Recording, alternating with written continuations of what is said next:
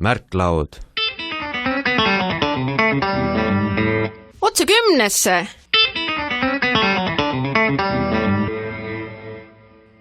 Tere kõik Raadio Marta kuulajad, mina olen Priit Pokk ning alustame saatega Märklaud. Varsti algab uus Euroopa Liidu rahade toetusprojektide taotlemise voor sellises programmis nimega Leader. Leaderi programm on mõeldud maapiirkondade elu edendamiseks läbi kohaliku tasandi koostöö. Euroopa Liidu piirialal tegutsev Piirivere Leader on üks 26 Eestis tegutsevast tegevusgrupist, mis aitab siinsamas uusi ideid ja mõtteid ellu viia. Olgu selleks rahvarõima raamatu käsikiri või investeering kohalikku ettevõtmisse. Piirivere Liidri liikmeskonda kuulub 6 valla: Räpina, Mikitamäe, Orava, Värska, Meremäe ning Missu valla kõigi 3 sektori esindajad. Eelmisi Piirivere Liidrite taatlusvoore kommenteerib tegevjuht Kaidi-Mari Lipping. Esimeses voorus, mis meil siis kevadel toimus, et oli, peast nüüd täpselt ei mäleta, et kui palju neid taotlusi oli, aga et ligi 50 ja täna siis oli just see päev, kui viimane nendest PRIAsse sisse antud taotlustest oma otsuse kätte sai, et kõik need taotlused, mille osas Piirivere Liider oli PRIAle teinud ettepaneku toetust eraldada, sealt ka otsuse said ja et väga hea meel on öelda ka seda, et üldse kogu selle uue liiderperioodi kõige esimene liiderprojekti toetus tuli ka Piirivere Liideri piirkonda, et see oli siis Seto Sepp, Raivo Jänesmägi, kellele see tuli. Novembris algavas voorus on võimalik raha püüda 3 kategoorias, mida nimetatakse meetmeteks. Elukeskkonna arendamine, ettevõtluse arendamine ning koostöö ja ühistegevuse arendamine. Esimest tutvustas täpsemalt meetmenõustaja Ingrid Kala. No elukeskkonna arendamise esimeses meetmes on võimalikud ainult investeeringuprojektid. Me tahame, et siin maal nii noortel kui eakatel inimestel oleks selline elukeskkond atraktiivne ja selleks oleks selline huvitegevuse ruumide ja pärimuskultuuri arendamine, et kõigide nende ruumide ja rajatiste ehitamine ja parendamine. On siis mingisse külakeskusesse või mingisse muude ruumi, kus on kas siis soetatakse vahendeid, kas siis ehitatakse midagi, et võib-olla uut on nüüd see, et kui varasemalt sai ka mingi ühe tegevuse teha, siis selles taotlusperioodis tuleb siis see tegevus ellu viia nagu sellisena, et seal on võimalik kohe seda huvitegevust ka käima panna. Et ruumid peavad olema selliselt korras ja valmis. Ei ole võimalik ainult, et ma vahetan aknad või teen mingi põranda korda ja muud ruumid korras ei ole, et see peab olema valmis ruum. Projektitaotluste esitamisel on eelkõige vaja selget visiooni, sära silmis ning korrektset paberi vormistamist. Kaidi-Mari Lipping. Et eks tahtmine on kõige alus, et ilma selleta niikuinii ei saa ja paberite osas on lihtsalt vaja kannatlikkust ja et naljaga pooleks siin teinekord ka oma infopäevadel taotlejatele ütleme, et eks see toetuse taotlemine on alati vabatahtlik, et kes ikka kuidagi ei taha leppida selle paberimäärimisega, et alati on võimalik ka oma rahast asjad ära teha, aga ei ole seal paberimäärimine ka nii hull. MTÜ Setomaa turismi juhatuse esinaine Üle Pärnoja sõnas omast kogemusest, et enne projekti esitamist tasub pikalt läbi mõelda oma idee ning seda, kas tasub selle nimel siis paberimajandusest läbi närida. No eks kõige keerulisem vist ongi selle taotluse kokkupanemine, et võib-olla nagu taotluse koostajale juba tundub, et ma enam-vähem tean, mis ma tahan. Et ainult see vormistamise pool tundub keeruline, aga ütleme, kui võtta nagu 2-aastast projekti, siis see eeltöö nagu peab olema ka päris tugev, et läbi mõelda, et mida üldse on vaja ja mida on mõttekas teha, sest et esimese mõtte peale ei ole mõtet kohe kirjutama hakata minu arvates, et tuleb tõesti läbi mõelda, sest et seda paberi ja majandust on kõike nii palju, et järelikult on mõtet esitada ainult need projektid, mis on ikka väga kandvad ja mida on tõesti mitu aega juba enda sees hoitud ja mõeldud, et oleks vaja ära teha, et seda kokuraamatu mõtet näiteks me oleme ka ikka juba vist aasta-paar rääkinud, et võiks olla selline asi. Et raskuste poole pealt, eks paberi ja majandusest läbi närimine on omajagu keeruline küll, et kellel see on tugev külg, et tal on see lihtsam teha, aga kui ei ole, et siis võib-olla isegi oleks soovitav keegi appi võtta, kes aitab teha seda. Ega seal muud ei olegi, et heaks kiitmise poole pealt ainult nagu pöidlad pihku ja oodata ja loota, et siis hindamiskomisjon heaks kiidab. Kaidi-Mari Lipping tähendas, et Piirivere liider on ka valmis abistama vajadusel projekti vormistamisel. Piirivere piirkonnas on kõikidel taotlejatel võimalik kasutada ka meetmenõustajate abi, et need on siis sellised inimesed, kes taotleja jaoks tasuta nõu annavad selles, millist taotlust ja kuidas seda kõige paremini koostada, nii et ta meetmetele vastaks. Põhimõte ongi see, et nad ei täida taotleja eest taotlust ära algusest lõpuni, vaid me tahame taotlejad õpetada, et ta saaks selle taotluse koostamise oskuse ise kätte, et mitte ainult liiderist, vaid ka muudest programmidest oleks oskust toetust taotleda, aga nõustajad aitavad siis näiteks seda taotlust üle vaadata ja soovitada ja parandada. 2016. aasta Piirivere liidri teises voorus on jagamisel kokku üle €500,000.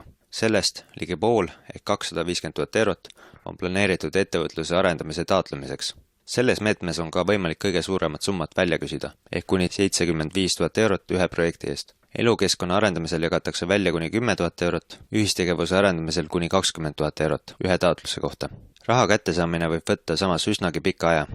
Kaidi-Mari Lipping. Siin on nüüd selline nõue, et raha PRIA-st kätte ei saa.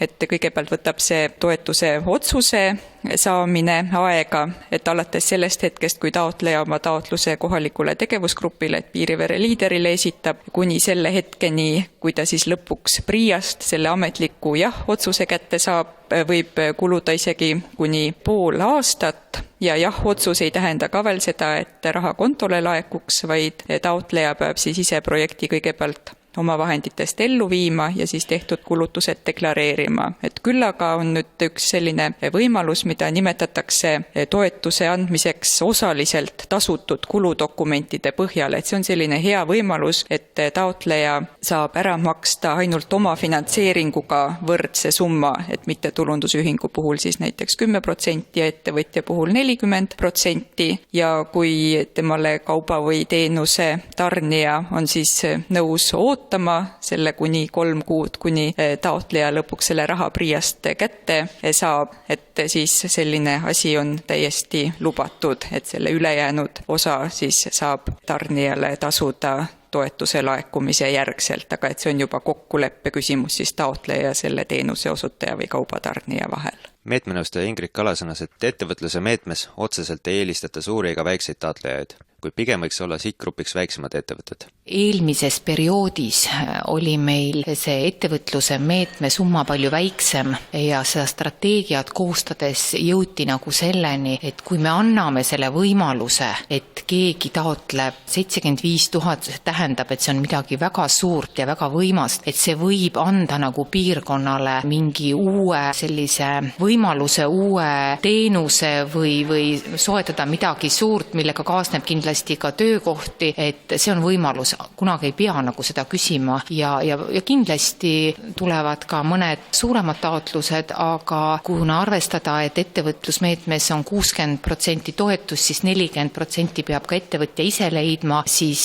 pigem on sellised väikeettevõtjad ikkagi kirjutavad väiksemaid projekte ja jutt käib nagu sellistest väiksematest summadest. Samuti sõnas Kaidi-Mari Lipping, et ootavad huviga taotlusi igasugustest valdkondadest. Meie siin Piirivere piirkonnas oleme otsustanud, et me ei hakka ühtegi tegevusvaldkonda teisele eelistama, et niigi on see selline ala, kus on taotlejaid ja eriti just ettevõtjaid suhteliselt vähe, et neil on nagu raske hakkama saada või vähemalt kasumlikult hakkama saada, et seepärast on meil iga ettevõtja üle hea meel ja iga ettevõtjast taotleja üle hea meel. Et meilt saavad siis ettevõtlusmeetmest tegelikult lisaks ettevõtjatele toetust taotleda ka veel mittetulundusühingud ja isegi kohalikud omavalitsused, kui neil on tegemist siis sellise projektiga, mis ettevõtlust kuidagi arendaks või ettevõtluskeskkonda arendaks. Et ainus välistus, mille me oleme teinud ettevõtluse puhul, on see, et me ei toeta põllumajanduslikku tootmist, et näiteks suuri traktoreid liidermeetmest osta ei saa, et selleks on siin eelarvevahendid lihtsalt liiga väikesed ja et selleks on maaelu arengukavas ka spetsiaalsed meetmed ette nähtud, kus seda siis palju mõistlikum teha on.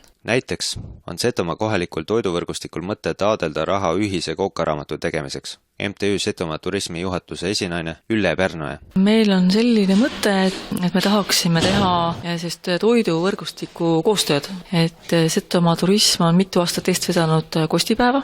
Setomaal see on see kodukohvikute päev, nüüd järgmine aasta on 5. kord ja neid kohvikuid on kogunenud juba nii palju ja seda neid retsepte on kogunenud ka nii palju, et mõtlesime, et võiks teha ühise kokaraamatu. Et see asi on veel või mõte on hetkel veel toores, et me selles mõttes ei ole kindel, kas me seda sellesse vooru esitame, aga praegu mõtted liiguvad ja selliseid vestlusi inimestega teeme, et kellega me võiksime seda kokku panna selle projekti.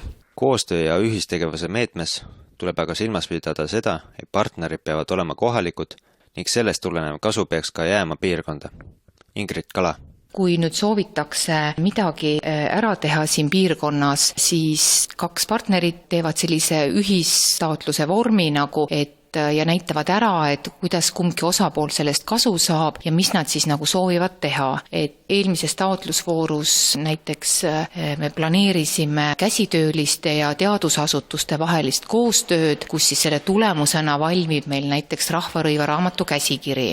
Et selline näide, kus siis on 2 osapoolt ja mõlemale osapoolele on kasu, sest et käsitöölisel on oma oskused, aga teadusinimestel on oskus seda siis kirja panna ja seda siis teaduskeelde panna ja see saab siis tekib sealt see kasu mõlemale poolele.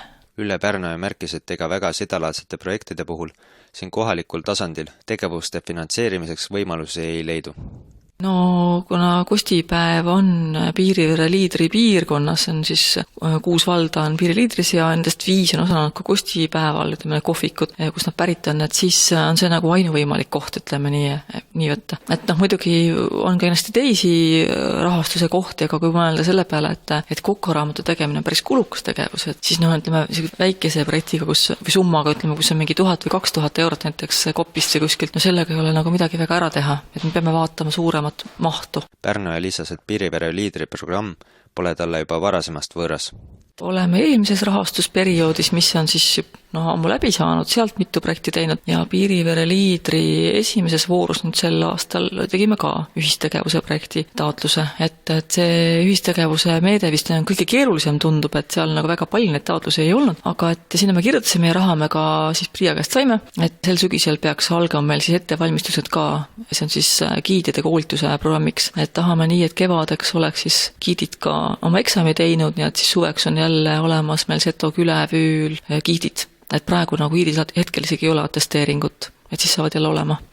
Kui tulevad nendest grupid Tartust või Tallinnast või mujalt, et siis meil oleks olemas inimesed, kellega saab ühendust võtta ja erinevates keeltes ka muidugi, mitte ainult siis kohalik keelega, aga vene keel, inglise keel ja võib-olla Läti ja Soome oleks veel eriti tore. Et eks ole näha, et kes meil kandidaatideks sinna tulevad või avaldusi esitavad, aga see on mõeldud 2-aastase projektina, see ühistegevuse meede ette näeb, nii et selles mõttes me tahame giididega koostööd väga hoida. Piirivere liidri taotluseid saab esitada alates 1.